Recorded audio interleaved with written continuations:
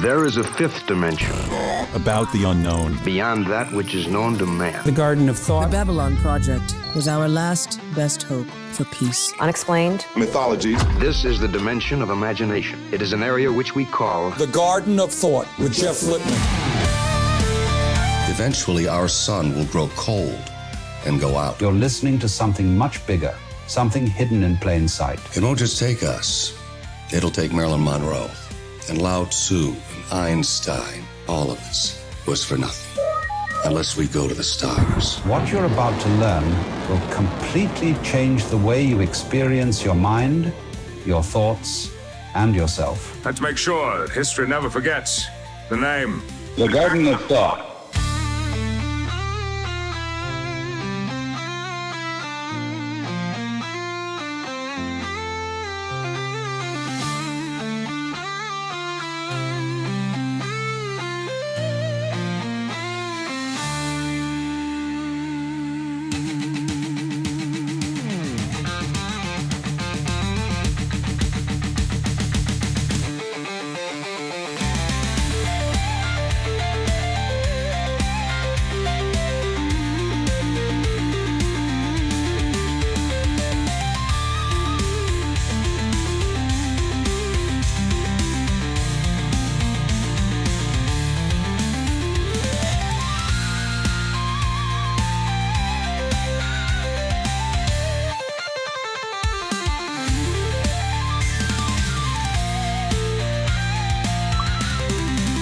Welcome everyone into the Garden of Thought, and we have a returning guest or guests. I'm never really sure if I should use the plural or the singular, because they are many, although they, like Legion, they exist in one organic host.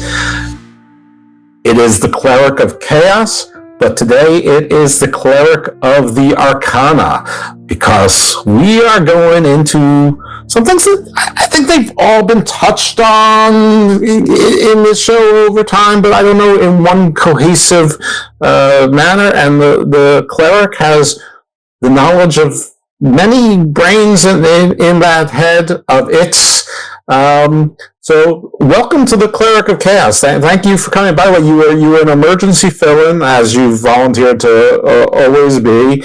Hopefully the guests who are scheduled will come back on, but I don't know. Some of these archaeology people, they get a little bit shy. So.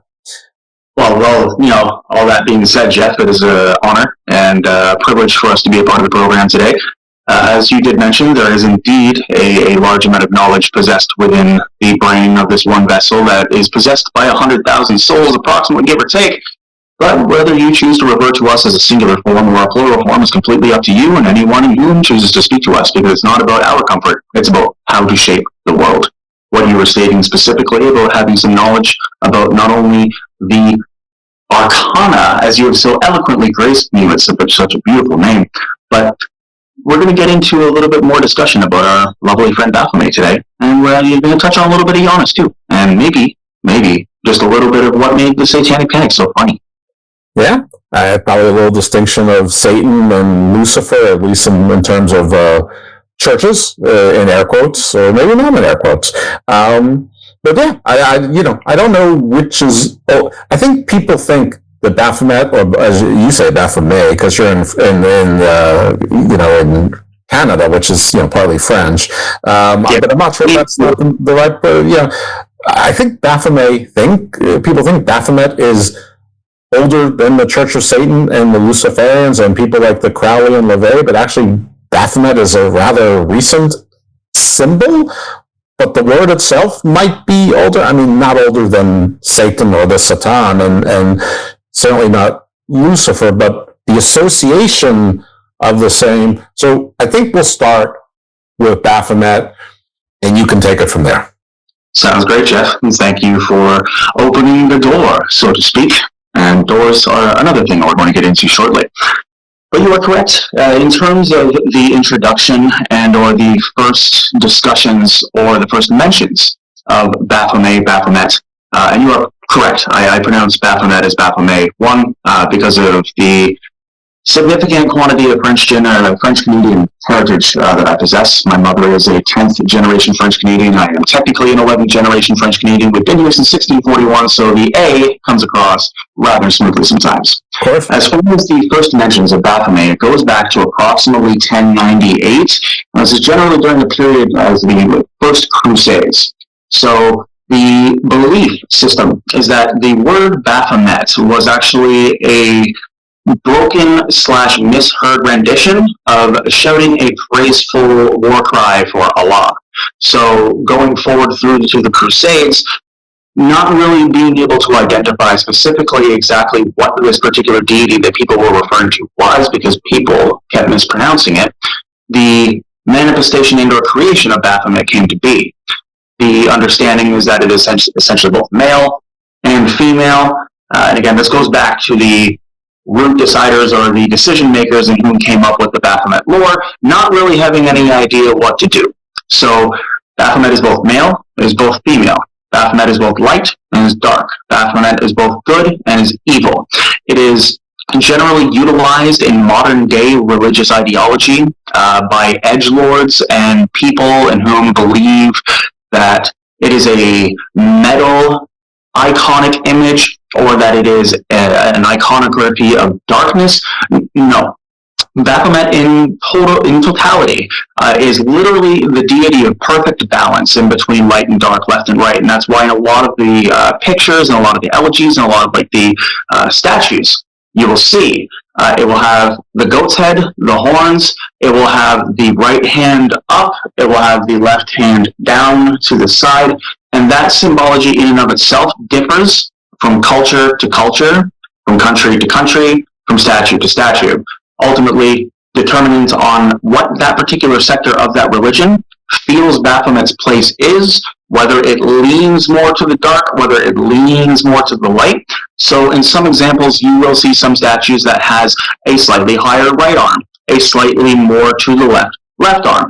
It will differentiate depending on ultimately who's paying for the statue, what religion is associated and or attached to it directly, and who's funding it essentially in terms of like where it's going to go, who it's going to serve, and like what kind of mission or what kind of definition or what kind of reasoning it's going to provide the people that are within the congregation itself. Baphomet is one of those types of icons, especially within the past 200 to 300 years, that has been interchangeable and kind of like thrown between religions so much that people now attach it to, as you mentioned earlier, Satanism. People, they see the pentagram, the reverse pentagram with Baphomet on the imaging. We're going to tell you right now that Baphomet was never meant to be associated with anything directly evil or occult. The pentagram and the pentacle images and or art that you see is just that. It's a fabrication.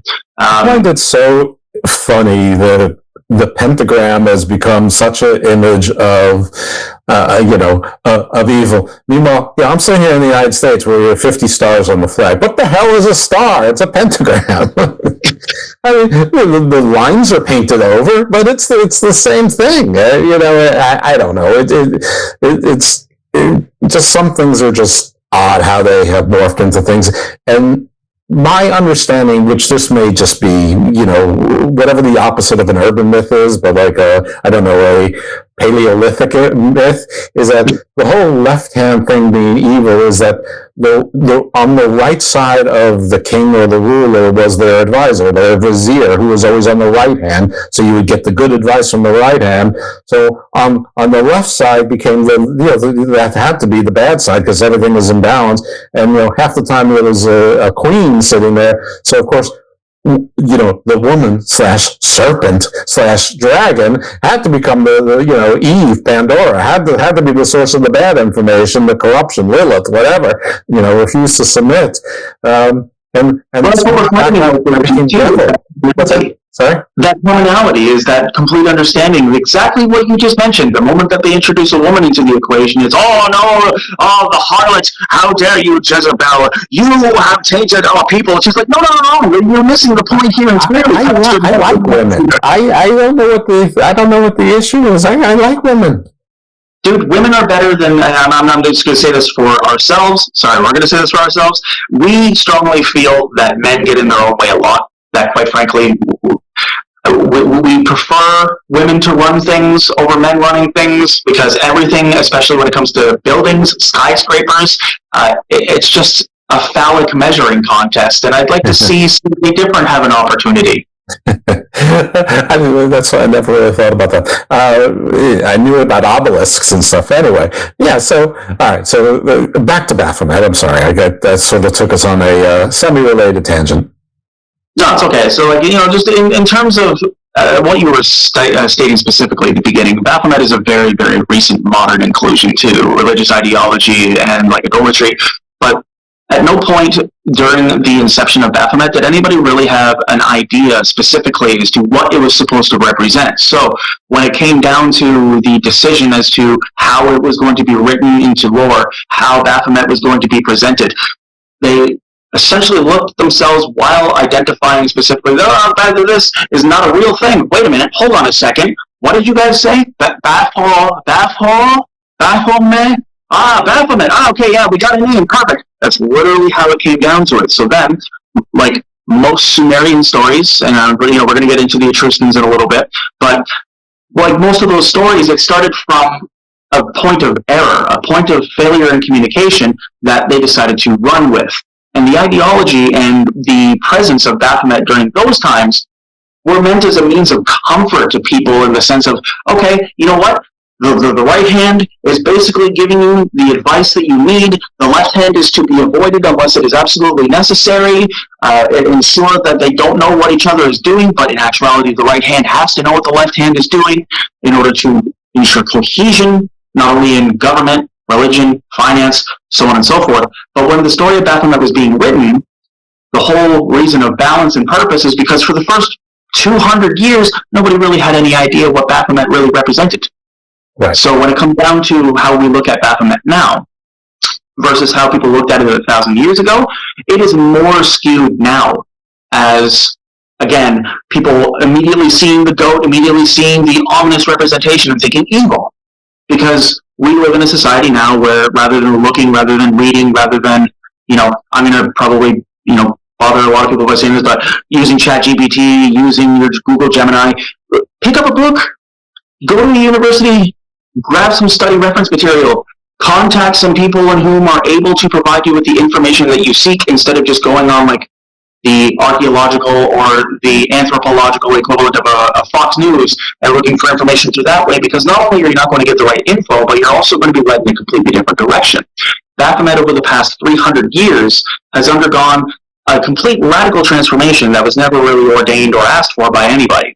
So now in general get they've literally become the metaphorical scapegoats as opposed to being the literal. I mean, every religion had a horn god, many of them with horns of some type, horn god, goat horns, bull horns, deer antlers, and usually they were related more to fertility and storms, food, virility. Anything to do with life, and occasionally, power. And you had your Dionysus and your Bacchus and the satyrs and things like that. They were more like your good time gods. They were like the wine and the food and the plenty and making kids and that kind of thing. Which I guess too much of it could be sin, but somehow at some point, somewhere within the last 2,000 years, probably mostly within the last 1,000 to 1,300 years, horns became associated with something demonic. I mean, they were like there are depictions of demons that are much older, and none of them had horns and giant reptile wings and or anything like that. But those were the gods, good and bad. And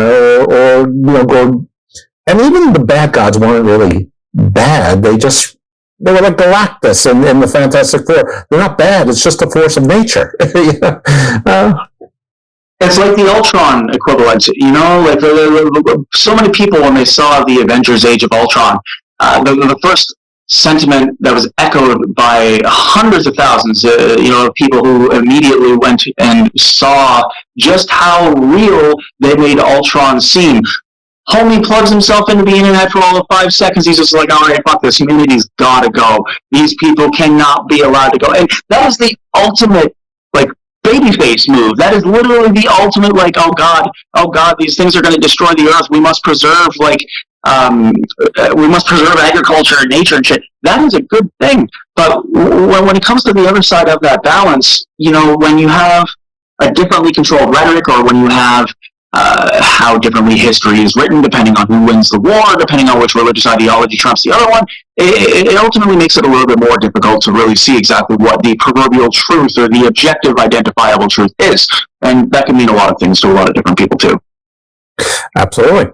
All right, so I think we've done a pretty good job of Baphomet, but the imagery of Baphomet has been used to roll into a bunch of things, and then there's been a bunch of people who, over the course, and there probably always were, and some of those, you know, are thought of as philosophers or authors or prophets or leaders of various sects of Gnosticism or whatever. But, you know, you've got your, you know, theosophy, anthroposophy, and basically I think these people took like bits and pieces of mythologies and different mystery schools and made their own omni version, which is fine. I mean, you know, that's all right. And this is the ultimate truth, which maybe that part's not fine. If they truly believed it, fine. I have my doubts, but that but we can go as, you know, to, you know, we could probably go to, you know, Valentin and you know, Monarchianism and Sethism and all that, but we're not going to. We're not even going to go as far as Blavatsky, but we can go straight from there to like Rudolf Steiner up to, you know, a few others, but, you know, skip up to Anton LaVey, who I think is the one who actually made the Baphomet symbol famous as being related to Satan. There's still people who actually believe that the Church of Satan is satanic, but the whole group is a bunch of smartasses who are basically atheists, and they're just, you know, saying, this is so stupid, we're going to take your most hated symbol and use it against you, but basically we don't believe in anything. And that's really, it's a cover. They really worship Satan, which if they did, so what? But there is a group that really worships Satan. They're called Luciferians, who, by the way, there's a lot of discrepancy whether Satan and Lucifer are the same person and whether or not they're the same figure or even the devil. We're not even going to, I don't even know if we can touch on that stuff today. We've touched on it before. Just let's accept for now that Satan and Lucifer, for the purpose of modern times, are treated synonymously. I mean, unless you want to get that. But, I mean, do you think it's fair to jump with Baphomet straight to Anton LaVey, or do you think there's something in the middle that needs to be broached? No, it's definitely fair to jump directly from Baphomet to Anton LaVey, because as you just, you know, very succinctly mentioned, Anton LaVey is widely believed, as well as in some like data analytic reports and feedback, good old Internet Archives, he is directly responsible for the conversion of Baphomet in modern times being utilized as an evil symbol rather than the symbol of balance, to where, as you mentioned, it has been used for eons. And the very mention and or presence of Anton LaVey and or his spin on ideologies and trying to essentially make Luciferianism and Satanism so completely confusing and interchangeable between regular everyday people that people wouldn't differentiate. They would hear both and they would immediately think, oh, they're both terrible people. Goodness gracious, we have to keep little Jimmy away from the Johnsons. Oh boy, they're Satanists. No, see, the issue with Satanism and Luciferianism is that, like you said, Satan in and of itself is not an evil representation, is not an evil entity. He's a motherfucker who made a mistake and tried to overthrow God and said, whoops, my bad, and he was given hell because he was just like, you still have some worth, here you go. So you look at that, and a lot of people, when it comes to just like getting back to the whole Judeo-Christian thing, people don't see that as being forgiveness, when in actuality is essentially like the ultimate example of God showing somebody forgiveness is to say, okay, you messed up, don't want you, you don't want to go home, but you can't stay here, sort of deal. So I'll give you a new place. So now, you know, in modern text, he rules over hell, and the personification of hell in a lot of texts is, if you do something bad, this is going to be your ultimate fate. This is going to be the rest of your life. after you perish and after you don't breathe anymore. To be very succinct and to be very direct, every single person will have a different experience when they pass away. There will be something that will transpire. What that is, we do not know. We only know what we have seen, we have experienced when we flatlined twice, and quite frankly, the overall picturesque version of hell or heaven was nowhere to be seen.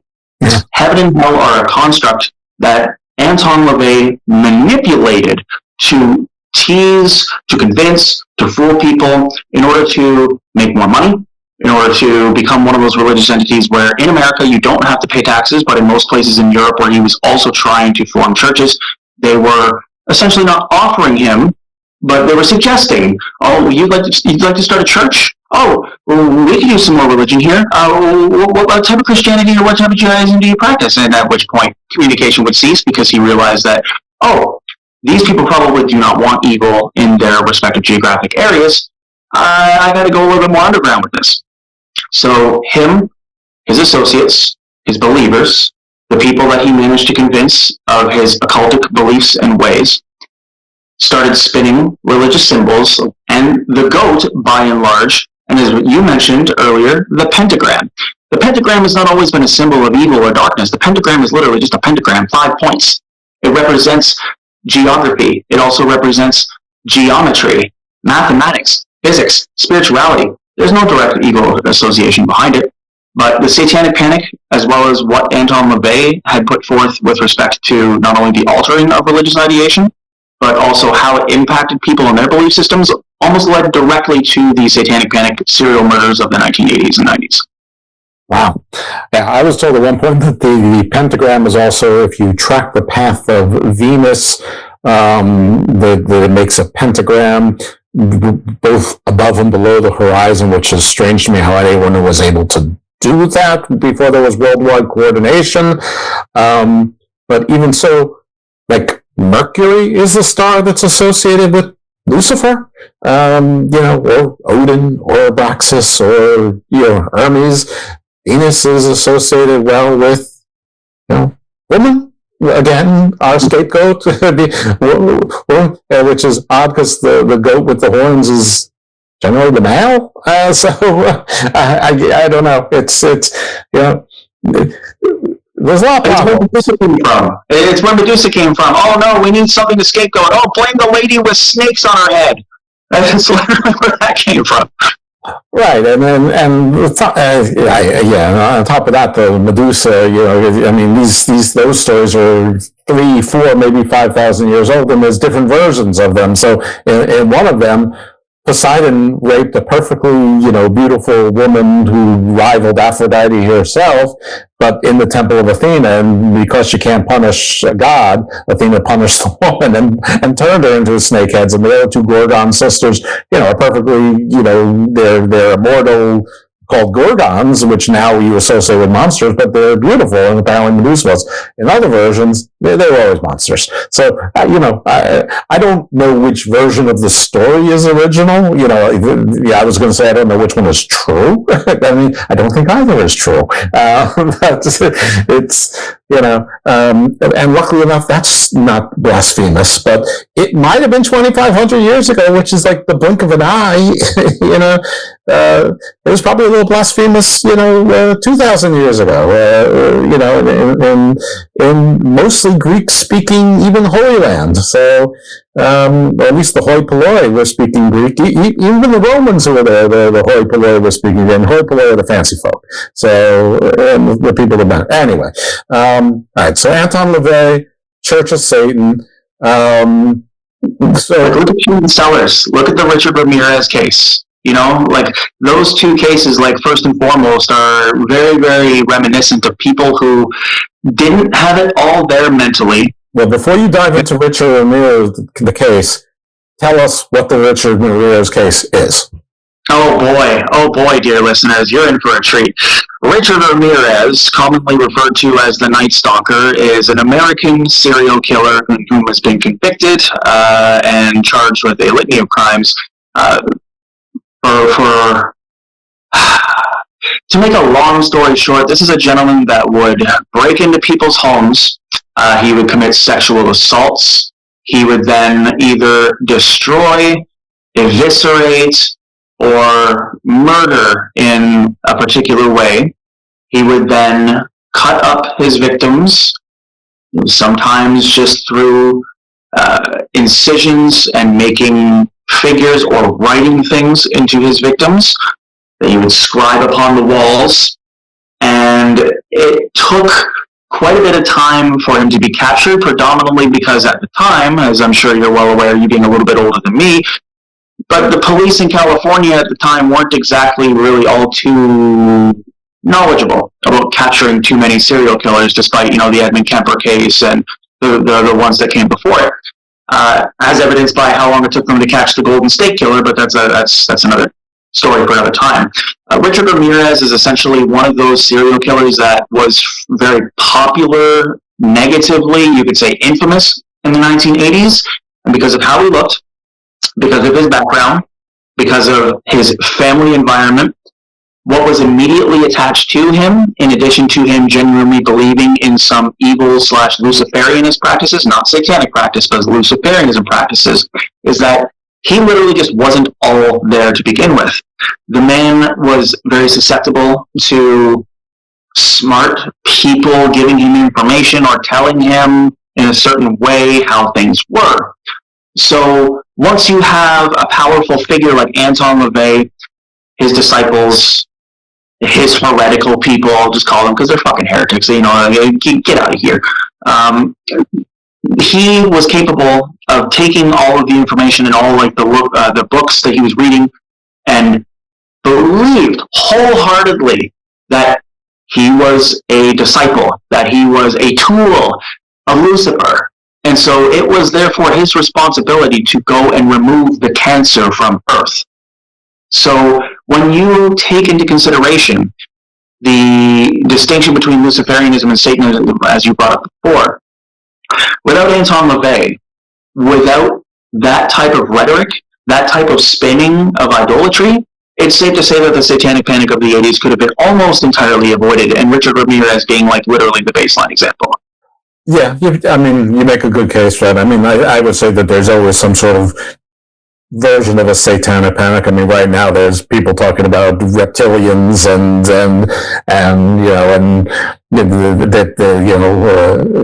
acting like pedophilia is a horrendous thing, but it's not common, and that's good. But people are acting like it's common, and people are acting like it's common that kids are being stolen and kidnapped and in the United States, and that they're being human trafficked. And while any kind of human trafficking is bad, most of it is people who ran away or paid to be trafficked from one country to another.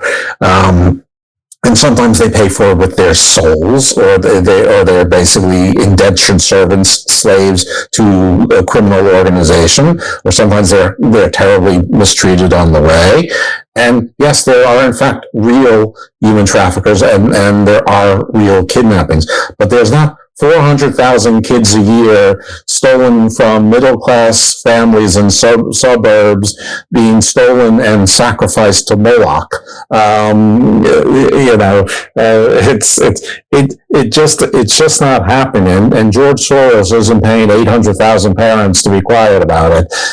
You notice that there is a specific sector of the population, and I'm just going to call it out here and now. It also takes place here. Some listeners of the program are firmly aware that I'm from Leipzig, Germany, and that I also have residence in Toronto, Ontario, and, Canadian German. But in the conservative circles, in the extreme right-wing conservative circles here, there is a very disturbing trend of people who seem to think that everything is a Chris Hansen situation, or a Skeeter Jean situation, or a Dads vs. Pride situation, blah, blah, blah, blah, PCI, you name it. GDON, there are tons of these types of hardcore, and I'm talking you have Republicans, you have Canadian conservatives. These regular conservatives would think these people are fucking crazy when you take into consideration the idolatry that they have. Everyone's a sex trafficker. You need to watch out for people in white vans. It's sheerly and purely a fear-mongering tactic. Yes, it is happening. It happens everywhere, all around the world. But is it epidemic? Is it pandemic? Is it something that Turning Point USA, like organizations in Florida or in Georgia, is it something that they need to spend people's money on or government money on in order to completely extinguish? No, that's why you have special task forces that are associated with like the Georgia Bureau of Investigations, or the ATF in some cases. The FBI gets involved in a lot of like child trafficking cases and stuff like that. You don't need to have these kinds of people, as you mentioned, that are so drum up and so overly terrified that these things are happening to every child every day on every street corner in America. More on this at 11. It's not happening. And people need to have that fear inside in order for them to have some semblance of control. So when they feel that they control the rhetoric and the way the information goes, regardless of whether or not that's actually happening, that person or that particular entity or sector of ideology is winning. And you're right. There is definitely kind of a hysteria as it pertains to that. Yeah, no, absolutely. And it may not be reptilians, it might be vampires or demons or Jews or Democrats or bad Republicans. I don't know. Whoever considers to be the bad person of the week. Like at the end of the day, it's people like him and Alex Jones that make this world a more terrifying place, and not for good reasons either. The Anunnaki of the moment. And anyway, it's like, this is also something that bugs me. It's like, the 18-year-old freshman in college who's dating the 16 and a half year old junior in high school, that's not a pedophile. I mean, it's like, that's like normal life. The 28-year-old that's trying to date the 16 and a half year old, that's a pedophile. The 38-year-old, that sure as shit is. But, I mean... Those are Chris Hansen moments. Absolutely. But I would say it's just as creepy, maybe even creepy. No, I'm not going to say creepy. I don't want to gay measure the differences of creepy, but whatever it is that Leonardo DiCaprio is doing is super creepy. Al Pacino and Robert De Niro basically mirrored each other throughout life. Both, being married with new kids to like 20-somethings is like super creepy. And, and yes, all those women are over 18 and then this, that, and the other thing, but the age difference is still like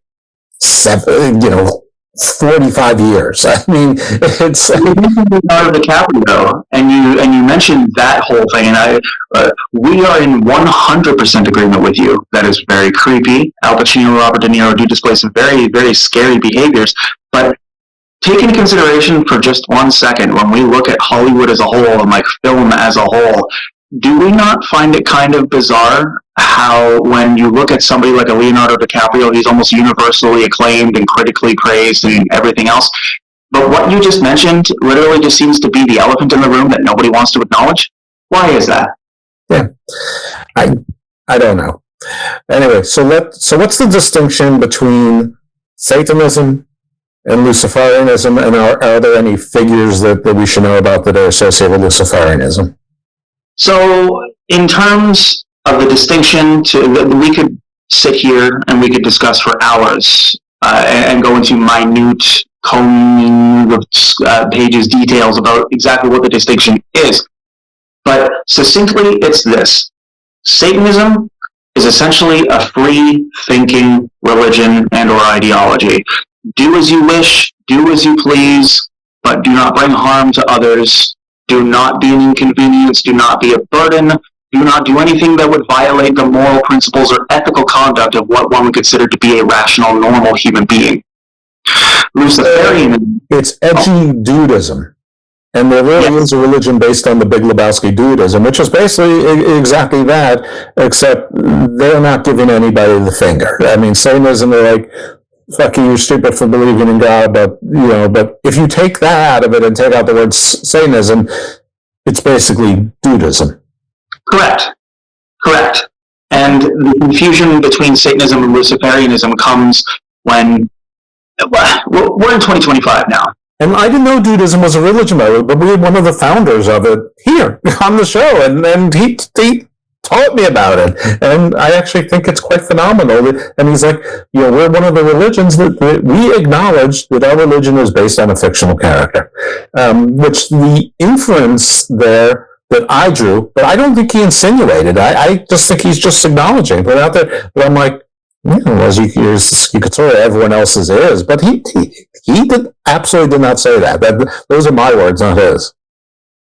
Well, I mean, you really have a career in stand-up comedy waiting for you whenever you choose to take that leap, man. But I digress and revert back. Once the Social Security starts kicking in, I'll go on the road. Oh my God, geez, dude! If you start to do RV travels with the Jeffinator, I swear you are going to have hundreds upon thousands of subscribers. I don't think I'm a good enough driver to drive something as big as an RV. I think to drive, and you just tell the jokes and keep the camera on you. That's what big time people do, and that's what you need to do, man. You're a big guy, big star. That's right. I don't know my place, and my place is on a pedestal. I got it. It is. Look at you. No. We're going to take literally 30 seconds of this program just to very succinctly identify it. You are a very helpful, a very kind, a very knowledgeable, a very passionate, a resourceful, a resilient, a brilliant man who, in addition to his daily work, in addition to maintaining a fully functioning family, does whatever he can to help those close to him out. New podcast, new video, new series. Hey guys, why don't I give you a hand? That's Jeff. So... I got lots of time for podcasts. I'm not sure about the rest of what he just said. Give Jeff his flowers. Jeff is absolutely needing his flowers, and I want to see comments. I want to see good reviews. I will be watching. But digressing back to our previous point, when we look at the distinction of Satanism and Luciferianism, we succinctly touched on what Satanism is, and you nailed it right on the head. It's basically just kind of like edgy, yeah, man, I'm just going to do what I want, but don't worry, I'm not going to cut your grass the wrong way, sort of thing. But Luciferianism is literally the exact identity, or the exact identical opposite. When you look at it in terms of its mirror image, bam, it is right there in terms of the overall evil reminiscent of, okay, we need to take out those who don't believe in anything that we believe in. It's basically like white guy extremist Islam, for lack of a better term. And as you mentioned, Anton LaVey is a very, very popular figure. There were rumblings that David Duke of KKK affiliation, oh God, that thing is so uncomfortable to say, he has some association with not only the inception, but also the widespread of the information, as well as the indoctrination of people. It's not 100% confirmed, but to be completely direct with you, there are enough people saying it that if there's enough people saying it, there's probably some modicum of truth to it. The association, because the KKK, for all of the horrible things about the KKK, they think that they're super Christian, which of course they are not, but they think they are, and it's weird that they have a grand dragon, and isn't the dragon supposed to be Satan, in the world? So there is a logical thing that that seems like it could be a con. Now, I do not agree that I think that they misunderstand every single thing about Christianity that is out there. But again, they think they're super Christians. And they have a grand dragon. So the church who thinks they're super Christian, they literally think with every funeral that they're outside and spreading their hateful rhetoric. They think God wants them to do that. Right. Jesus ain't never say that. Jesus doesn't want you to go around and hate on people that are different than you. No, that is not absolutely what Jesus wants you to do. Jesus wants you to give them a slice of cheese and be all like, hey, do you have a sandwich? No, here, have a sandwich. No, it just doesn't make any sense. Yeah, and then I'll also teach you how to grow bread, and then carve cold cuts, and then make good cheese, and then so you can make sandwiches for the rest of your life. And wasn't that his whole thing? Teach people how to fish, so they can eat forever, So he was big in the vocational training as well. I hear he was pretty good at carpentry. I'm not even sure he was that good a carpenter. I think it's just what his stepdad was doing. But he was big on the vocational training to get. He was definitely a do-it-yourselfer once you got trained to do it yourself. So it wasn't he wasn't like throw the kid into the woods and hope he doesn't get eaten by wolves. Maybe I misunderstand. I don't know. that's up. Well, that's going to be an Olympic event called the toddler toss. Well, only the undesirable toddlers, of course. So, all right. So, where does Aleister Crowley fit into all of this? Aleister Crowley's position in place. You and I are both firmly aware that there are a lot of people who confuse what his overall direct ideology or what he believed in specifically was. I confuse this direct. I routinely think Aleister Crowley, but in my head put Timothy Leary, and they're completely different people. Timothy Leary is another walnut to crack that I don't think any amount of knowledge or any historical scholar would be able to crack open that brain and be able to tell you, yep, this is what this guy's about. Yeah, but this is like a psychologist who wants you to take psychedelics. I mean, that is not at all Aleister Crowley. But in my head, I constantly put them together. See, Aleister Crowley has been constantly maligned and just completely destroyed by media and or historical subject matter people, historians, different professionals that didn't agree with his approach to individualism in religion.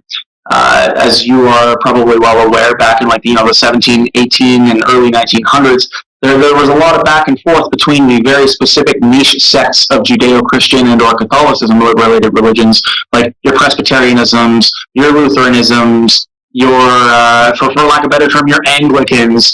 There was a lot of back and forth between that, but a lot of people malign Aleister Crowley as being like a direct Luciferian, this evil entity, this person in whom wanted nothing more than to watch the world burn. But in actuality, a lot of what the information that scholars refuse to admit, regardless of whether or not they're in the United States or whether or not they're in the UK or whether or not they're in Germany or anywhere in between, is that Aleister Crowley was also a very philanthropic person. Within the community that he resided when he was a lot younger, he saw a lot of torment, a lot of tragedy, a lot of suffrage, a lot of pain that no kid should really have to see. So naturally, when you see a bunch of things like that, when you go through hardships, when you, for lack of a better term, live in the 1700s, 1800s, 1900s, barrios and ghettos of the world, like as somebody who has lived in ghettos and barrios throughout different courses of his lives, it changes you. When you see people just suffering in front of you, it's going to alter the way that you think. Whereas if you grow up in a homeowners association, white picket fence, gated community sort of like living your whole life, never having to worry about where you're going to get your food, where you're going to get your money, how you're going to go to college, if you're going to go to college, if you're going to go to school, if you're going to die that day. Those types of things are going to lead to a completely different human experience. Aleister Crowley had probably one of the most unique kind of dynamic looks at his childhood and his early years, in the sense that he realized that he didn't really do a lot more than try to observe and understand the people around him. As he grew older and as he gained influence and as he became a little bit more well-known, people took his aggression, his assertiveness, his affiliation, and his desire to make the world a better place by any means necessary to an extreme degree. At no point did he want to kill people. He definitely didn't want to harm anybody. But the rhetoric became so spinned in a way that now, whenever you hear the words Aleister Crowley, you're like, oh, what a horrible person. But no, it wasn't always that way. The guy just got sick of people, and in the end, the words and everything written about him, whether it be from a historical study or whether it be from somebody who was just a fan of his work, there's a lot of differentiation between the two. There isn't a lot of similarity or a lot of cohesion. And the general understanding, again, is that he was an evil person. He's this terrible, awful person. When in actuality, no, he's just a dude that suffered a lot, made some bad mistakes, ultimately didn't really make the right ones by the end, but tried his best. So he's definitely not Bane. If anything, he's closer to Dr. Doom, who a villain to most, but to his people in Latveria, an absolute hero and patriot. But what is he on the Satanic Luciferian spectrum, or is he the anarchist? No. Okay, and again, taking this into account, this is clearly the opinions and views of this knowledge researcher. But no, he definitely doesn't fall on that spectrum as far as the observations of him as a human being, his actions, and his words. No, he definitely doesn't fall. So he didn't even really associate with any of those things. So he doesn't even really belong in this conversation, other than my confusion. No, he belongs. He absolutely does. And the association and the affiliation of Aleister Crowley with Satanism and Luciferianism isn't necessarily that your view or your confusion on it is incorrect. He is still very much so a very popular and tantamount figure to both aspects of the attachment of both, but not for the reasons that everybody thinks. People believe that Aleister Crowley was one or the other, when in actuality he, as you referred to earlier with Dudism, was just a little bit more extreme in that respect. Okay. So, I mean, I'm trying to think of a metaphor, and there probably is one, but, Malcolm X maybe seems, obvious of the any means necessary. But yeah, who was that gentleman? Not RFK. But there was a gentleman in the 1960s, and his name just keeps rolling off the top of my head. But now I can't. He was like Robert something. You know what? I'm not going to ruin the airwaves or give dead air with this. But there was another guy who was very, very, very, very, very strongly wording his discontent with how his fellow white people in government, in law, in policing, were treating black people, Chinese immigrants, Japanese immigrants, Slavic immigrants. And in the 60s, they were like, oh, hey, yeah, you can't be saying that, and they shot him. So it was a few years before MLK, I think. But the association of whether it is good or bad in that construct has been so completely blown apart by misinformation that, it's very difficult to discern what is real and what is not. And even I am going to leave it open to the potential that I am 100% completely wrong and that there is a miracle book that's going to tell everything. We do what we can. We try to be as accurate as we can. Okay. Now, I know that you wanted to talk about Janus, or as I pronounce it, Janus, which I have to be honest, I know Janus has the two faces. For whatever reason, I seem to think that Janus was somehow another word for Jupiter or Jove. Clearly, you're nodding. Janus I always associate with January, so I put it as something very old as well. All of those are right. All those are right. Okay, well, that's good to know. So, and I guess I shouldn't be so surprised because Saturn, who is associated with Satan, and so I guess Saturn was also Kronos, the Titan, so the father of Zeus, so, I guess, why not go Satan if you're going to otherwise, the first rule of conquest is hearts and minds, and then once you conquest with the military, you sort of bring your religion in, and you say the other religion are the demons and the children eaters and whatnot, and then maybe you slowly assimilate. But hey, our God is sort of close enough to you. We have a storm god too, and we have a woman who represents the cycle of life, and then we have we have three Furies that are close enough to your maiden, mother, and crone, and we have a god of water. Hey, we have a freshwater god too, and a salt water. Yeah, you can use that, right? Sure, okay. Okay, so tell me how Janus fits into this. I have a feeling I stumbled upon it. If I thought about it enough, I could probably put it together myself, but I don't want to put it together myself. I have you. Well, we are here at your door, dearly beloved, dearly loved evil dose, Mr. Whitman. And yes, you are correct. The notion, the origins, the ideology, the visage of Janus, if you will. You're also well aware, after having some interaction with him on our podcast page, he's actually also the name of a close friend of mine who is directing our fine new program. But the name Janus, succinctly, as you very, very so succinctly and eloquently mentioned at the same time, is two faces, basically two sides. Right. Similar to Baphomet in the sense that it is both light, both dark, both good, both evil, but there is no direct association or affiliation.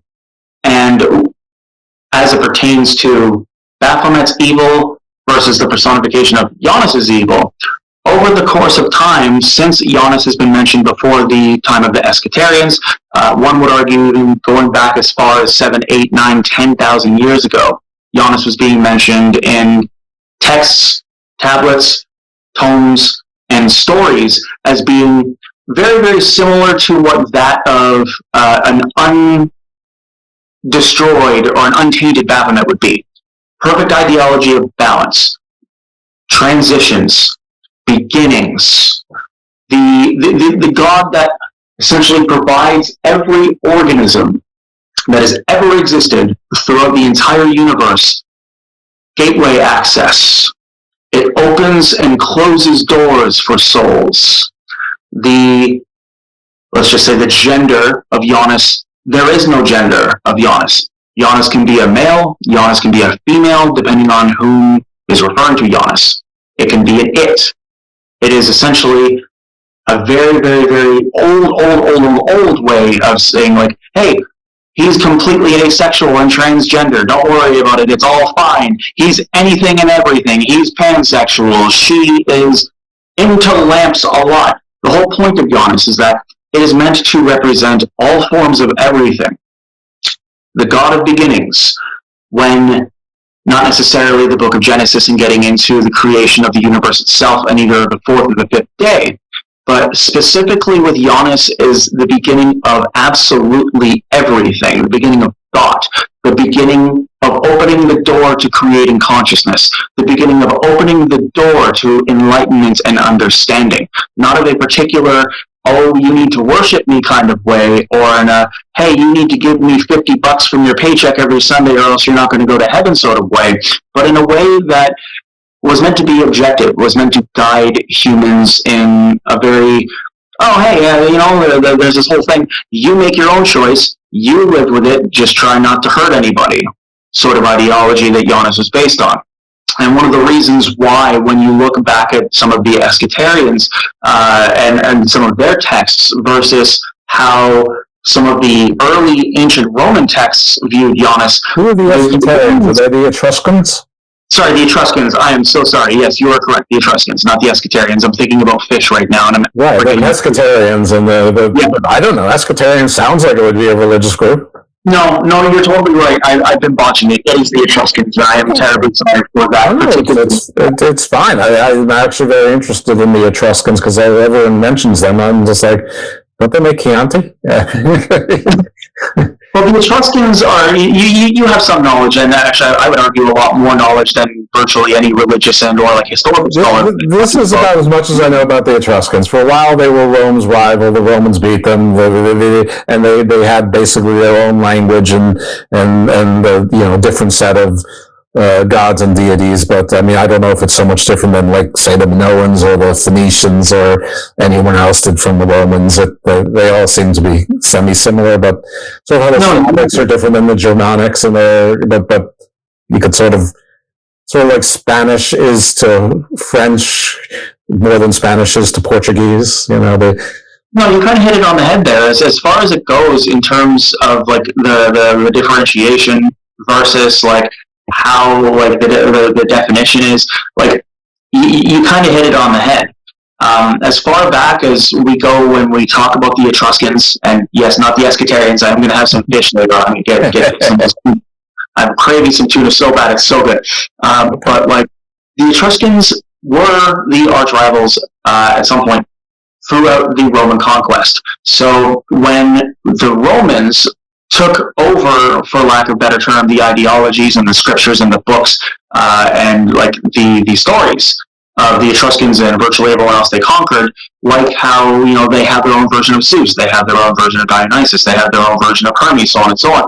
They took Janus and made it more of like a Russell Crowe and Gladiator kind of character, in the sense that conquest was of the utmost importance, but it is the God of beginnings that decides when that takes place. I will open the door for you if I want to open the door for you, and for all else the door and the portal and the afterlife shall remain closed. Whereas Janus, in the objective beginnings and writings and scriptures, it was, for lack of a better term, equal opportunity. you will have the door opened for you if you maintained a good enough character throughout your life. Or that door will be closed and the door will be opened into the proverbial abyss and you will spend eternity there if you did not have a good moral standing. Basically, Giannis's overall arc is that God of Doors, it's a metaphor. He's not making wood panel or steel doors for bank vaults. Doesn't care about that. It's a metaphor. Doors being a metaphor for transition, stages, moving forward, moving on. Getting into the differentiation between that and what people tried to make Baphomet. Baphomet was a lot easier to make into an evil symbol, not only because of the physical look, but in no text and no scripture can anyone agree what Giannis looks like. So that also helps in being able to put forth the message in a more positive way, despite how the Romans tried to destroy it after destroying the Etruscans. Right.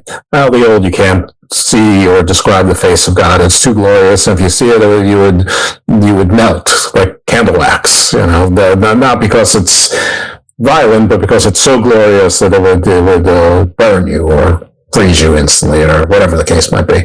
Which sounds terrifying. I guess that's a good way to keep you from looking at someone, I suppose. I'm now with my own thoughts again. I'm wondering if that's maybe where Frank L. Baum was trying to tell us about Oz, but I guess that's a different conversation indeed. But these things strike me when they strike me. I can't help it. So that's very interesting. I didn't know that there was that much to Janus, and I was always sort of wondering a little bit about it. And of course I've associate Janus, him, her, it, whatever, with theater, basically the comedy and tragedy masks more than probably anything else, and that doesn't seem to be exactly right either. Are you a Pierce Brosnan fan? Do you enjoy Pierce Brosnan movies? I mean, I like Pierce Brosnan. Handsome man, did some good work. Thomas Crown Affair, very good. Not a bad Bond. He's had some interesting roles later in life where I think he's played them pretty well.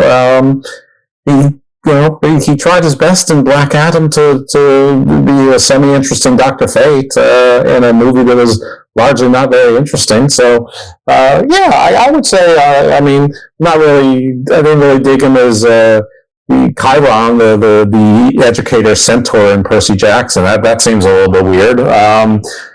He recently was a bad guy in some sort of spy show I saw, a movie. I don't know. He was good in that.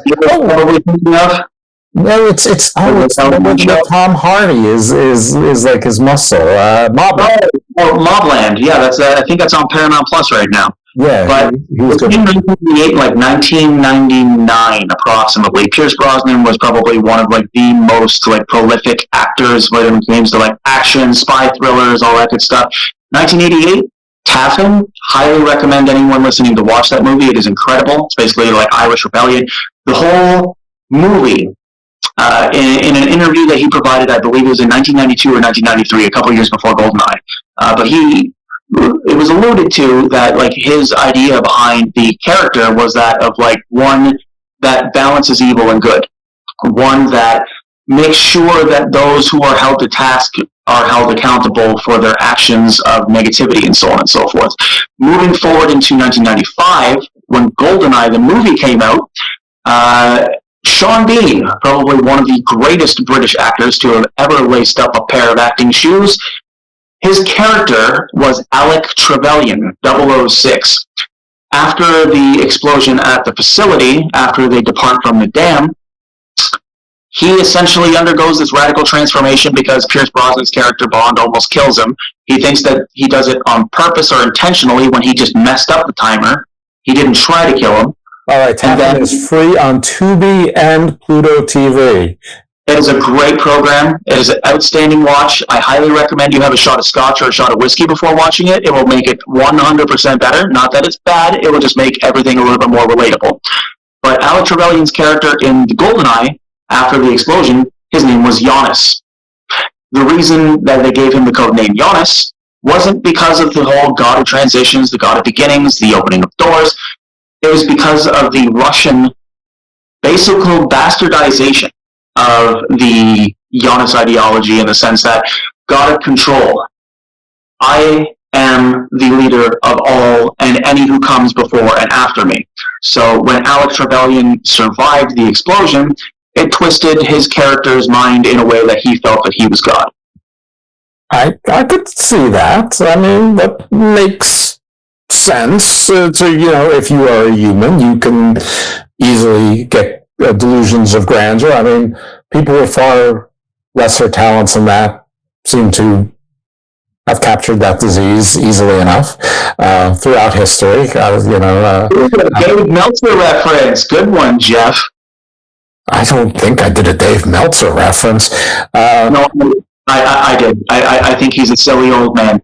He is a silly old man, but he wasn't always. There's a Dave Meltzer who I encounter quite a bit in I think he's like an archaeologist or something, or like an anthropologist, maybe both. I mean, they're related disciplines. I think one is considered a subset of the other. I know one is considered a subset of the other, though I'm not sure I exactly buy into that, but it doesn't matter what I buy into. Anyway, so I hear about Dave Meltzer a lot there, especially when it comes to the Americas, especially North America.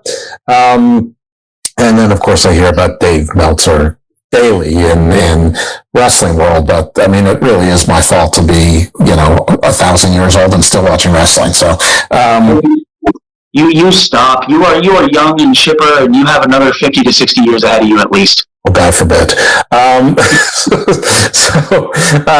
Anyway, all right. So I think we did a lot. I know that you furnished me with an outro, which you cut down from.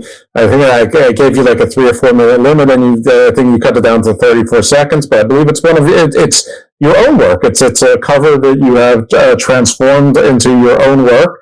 So that's cool. So I think you just launched your podcast, which you were putting on hold for a long, long time. And I have never seen somebody put out more podcasts in a shorter amount of time. I guess I was expecting you to do like a once a week or whatever, and you're like, I think you're like up to episode like 14 already. It's like, and like you just started like a week and a half ago. So it's like, you're like a podcast and a half a day, which is pretty daunting. And it's surprisingly exhausting. I mean, it's the easiest thing to do, but it can also be hard and exhausting. Like I'm doing a second podcast later with Marie Shadows. Thank you, Marie, where we review MLW.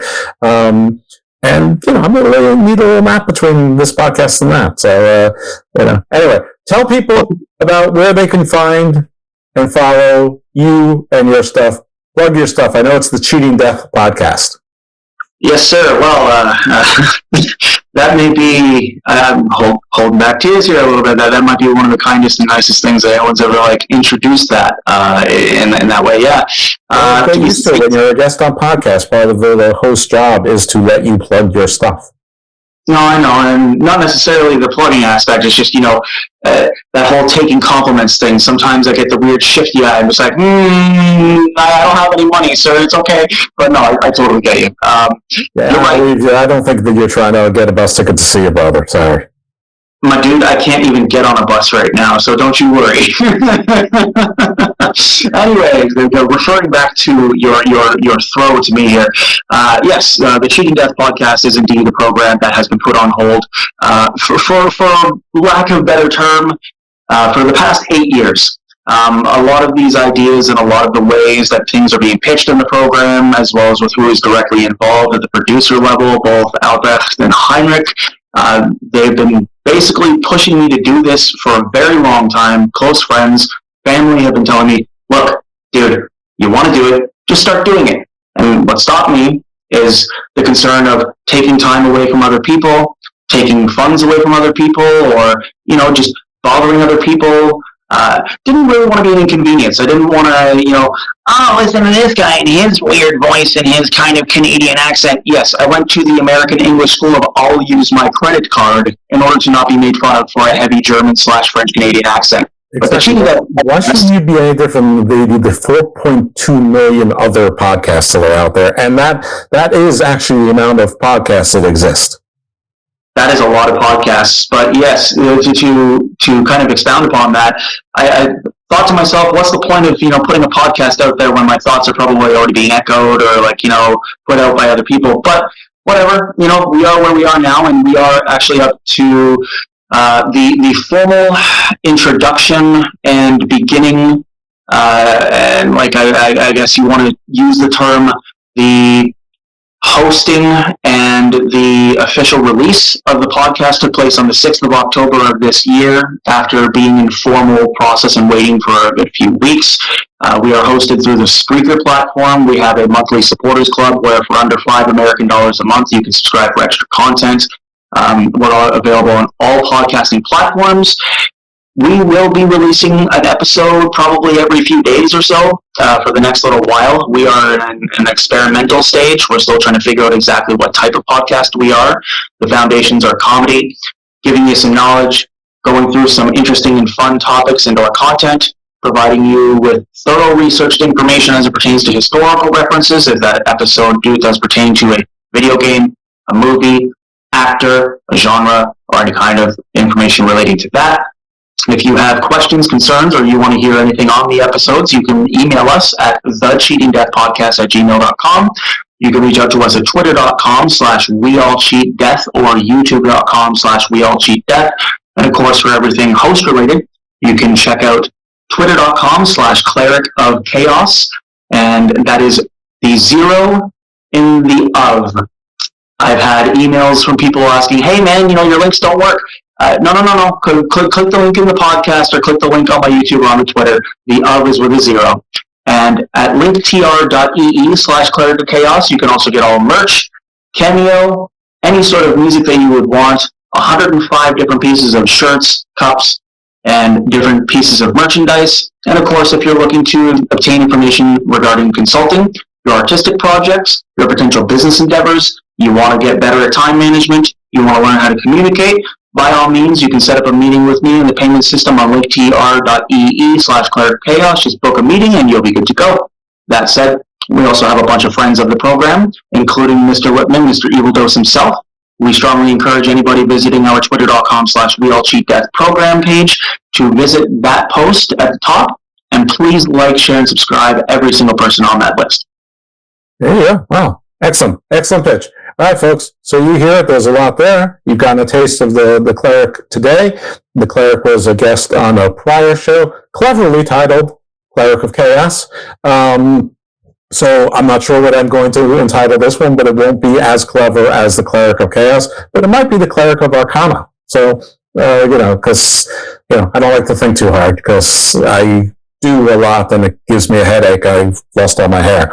You can't see me, but Cleric can. And he's seen me before, and I was going on the Steve Bannon phase of hair only hair. Love that hair, man. Loved it.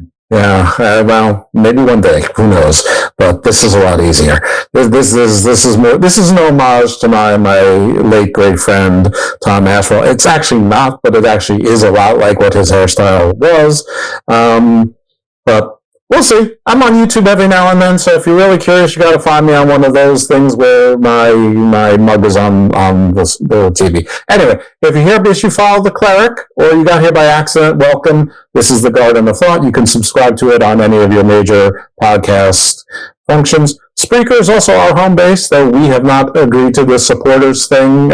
Maybe I should, but I haven't, and I probably won't. I'd love to say it's because I don't want money from you. I do. What I don't want is to not get any money from anyone and feel the gripping ice cold, face of that failure for not getting even $9 from 3 people. So I remain completely free. And anyway, Garden Thought, you'll generally get at least 2, probably 3 shows a week. One will be a little bit like this. One will be, actually a lot of them are more like this these days, but every now and then you're going to get something that's very business, legal, or realpolitik oriented.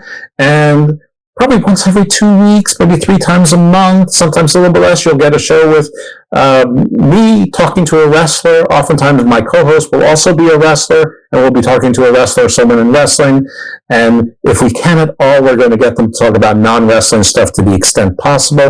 And every now and then I recruit a new friend who then becomes conscripted to be a guest on the podcast, as we just did with the reigning heavyweight champion of Major League Wrestling, Mads Cruel Atrocity Kruger, who has agreed to be a guest. I'm talking about Alien Earth in the near future, so I'm excited about that. And he was a guest on the Gospel of Thomas. And I do a bunch of other things. I do the LFG show on Wrestling Soup. I do the Evolve show on the Wrestling Soup and Friendos. I do NXT PLE reviews with Drew Yari. I do MLW with Marie Shadows. Basically, I'm an attention whore. So if you ask me to be a guest, I'd like to do it. I'm not quite as versatile as the Cleric, but I'm almost as versatile as the Cleric. And I'm fatter. So there's that. All right, everyone. You can hear some of his original music. Talk to you later in the week. Thank you, sir. We are clear. Excellent.